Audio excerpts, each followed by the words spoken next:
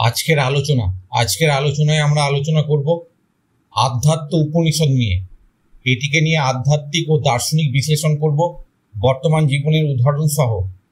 আধ্যাত্ম উপনিষদ হলো শুক্ল যজুর্বেদের অন্তর্গত একটি গুরুত্বপূর্ণ উপনিষদ, যা স্বরূপ দর্শনের মাধ্যমে আত্মজ্ঞান ও মুক্তির পথ নির্দেশ করে। এটি উপনিষদীয় সাহিত্যে এক ব্যতিক্রম গ্রন্থ, কারণ এখানে উপনিষদের ঐতিহ্যবাহী শৈলীকে নয়, বরং সরাসরি আত্ম উপলব্ধির শিক্ষায় জীবন পথে আলো জ্বালানো হয়েছে। এই উপনিষদ আমাদের শেখায় কে আমি, এই দেহ কি আমার প্রকৃত সত্তা, মুক্তি কি মৃত্যুর পরে কোনো অবস্থা, না জীবনের জন্যই এক উপলব্ধি।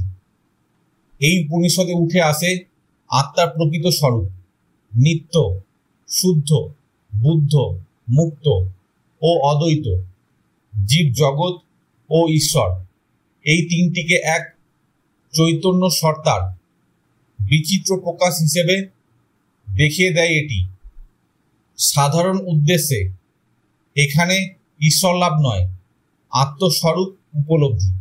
এই গ্রন্থটি শুধুমাত্র তত্ত্ব নয়, বরং প্রত্যক্ষ অভিজ্ঞতার আহ্বান। আধ্যাত্ম উপনিষদ হল শুক্ল যজুর্বেদের এক অন্তর্গত একটি গুরুত্বপূর্ণ উপনিষদ, যা মূলত আত্মার স্বরূপ, মুক্তি ও জ্ঞান পথের সরাসরি ব্যাখ্যা দেয়। এই উপনিষদটি সংখ্যা অনুযায়ী 108টি মুখ্য উপনিষদের একটি এবং সাধকের জন্য একান্ত প্রয়োজনীয় পথ নির্দেশনা হিসেবে কাজ করে। এই উপনিষদ আত্মস্বরূপ উপলব্ধি করার মাধ্যমে জীব জগৎ বন্ধন ও মুক্তির প্রকৃত অর্থ স্পষ্ট করে তোলে। এখানে কেবল তত্ত্ব নয়, বরং সরাসরি উপদেশ, যেমন জ্ঞানী ও অজ্ঞের পার্থক্য, ধর্ম ও অধর্মের অন্তর, নির্গুণ ব্রহ্মের উপলব্ধি, মনোনিগ্রহ ও বুদ্ধি নিরুদ্ধতা, সত্যিকারের যোগী ও ত্যাগীর সংজ্ঞা, জীবমুক্ত ও ব্রহ্মস্থিতি অবস্থা। প্রথম খণ্ড, আত্মার প্রকৃত স্বরূপ, নিত্য, শুদ্ধ, বুদ্ধ, মুক্ত, অদ্বৈত।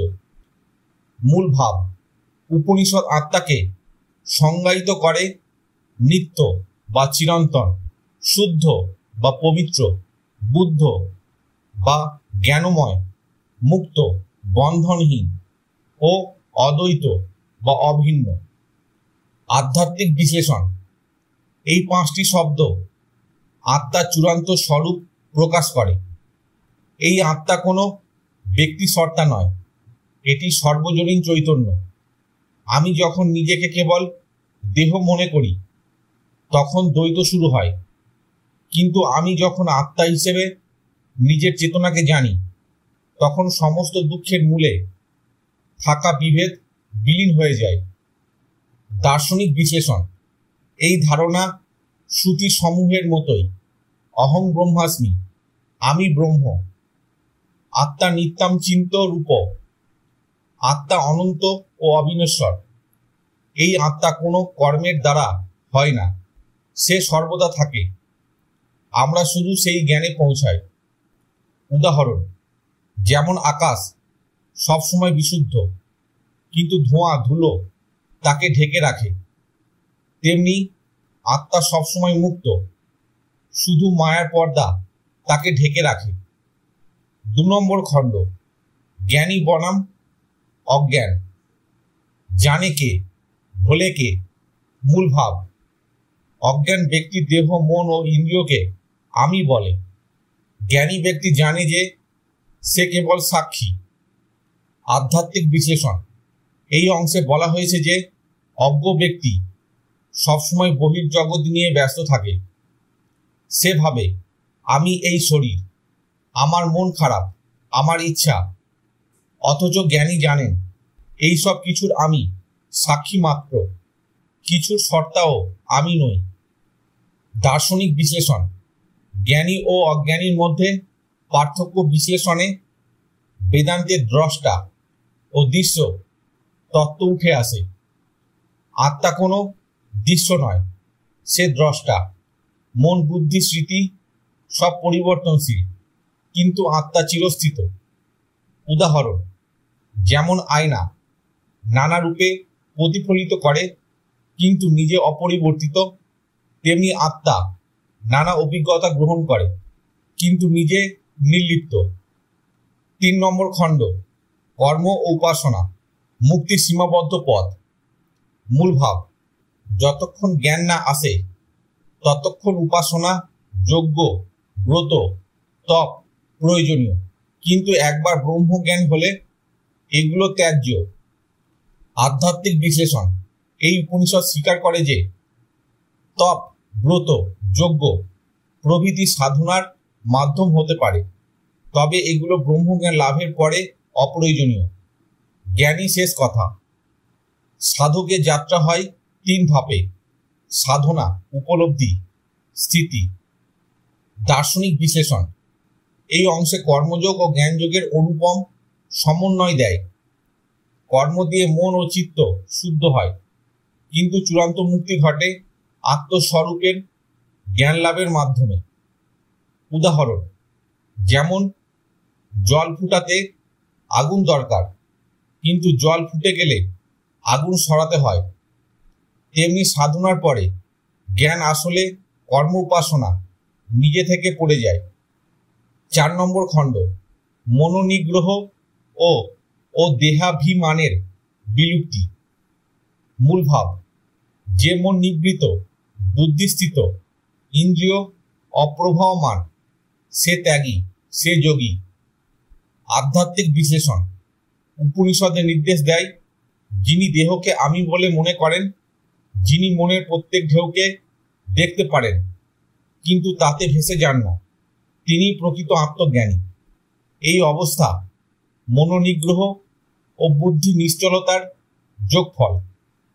দার্শনিক বিশ্লেষণ, মনকে নিমন্ত্রণ না করতে পারলে জ্ঞান দৃঢ় হয় না। মন হলো সেই আয়না যার মধ্যে দিয়ে আত্মা প্রতিফলিত হয়। যদি মন বিক্ষিপ্ত হয় তবে আত্মা প্রতিফলিত হয় না।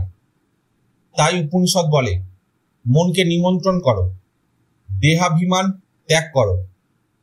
উদাহরণ, যেমন স্থির জলে আকাশ স্পষ্ট দেখা যায়, কিন্তু ঢেউ থাকলে বিকৃত হয়, তেমনি স্থির মনে আত্মা দেখা যায়। 5 নম্বর খণ্ড, জীবমুক্তি ও ব্রহ্মজ্ঞের অবস্থা। মূল ভাব, যিনি জ্ঞান লাভ করেছেন তিনি জীবমুক্ত। দেহ আছে কিন্তু সে বদ্ধ নয়, সে সর্বত্র ব্রহ্ম দেখে, নিজেকে সেই ব্রহ্ম জানেন। আধ্যাত্মিক বিশ্লেষণ, জীবমুক্তর কোনো মোহ, কামনা, রাগ, অহংকার থাকে না। তিনি চুপচাপ নিজের কর্ম করে যান। জ্ঞান স্বয়ং প্রকৃতি করছে, কিন্তু কর্তা নিজে নন। তিনি বাইরে থেকে দেখলে সাধারণ, কিন্তু ভিতরে পরিপূর্ণ ব্রহ্মতায় লীন। দার্শনিক বিশ্লেষণ, এই হলো ব্রহ্মস্থিতি, যেখানে ব্যক্তি আর আত্মা নয়, সে নিজেই সেই চৈতন্য। দেহ নেই এমন নয়, কিন্তু দেহের সঙ্গে সম্পর্ক নেই। উদাহরণ, যেমন সূর্য নিজের কাজ করছে, আলো দিচ্ছে, কিন্তু কাকে দিচ্ছে বা কে দিচ্ছে তা সে স্পষ্ট জানে না। তেমনি জীবমুক্ত ব্যক্তি নিষ্ক্রিয়ভাবে নিজের দায়িত্ব পালন করে যান। আধ্যাত্ম উপনিষদ আমাদের মনে করিয়ে দেয়, যতক্ষণ ব্যক্তি নিজেকে দেহ, মন, ইন্দ্রিয় পরিচয় দ্বারা নির্ধারণ করে ততক্ষণ সে দ্বৈততার আবরণে বন্দী। কিন্তু যখন সে উপলব্ধি করে আমি কেবল দেহ নই, আমি চিৎমাত্র, সাক্ষী মাত্র, আমি সেই ব্রহ্ম যিনি সর্বত্র, তখনই সে আধ্যাত্মিক জ্ঞানের প্রকৃত অর্থে প্রবেশ করে।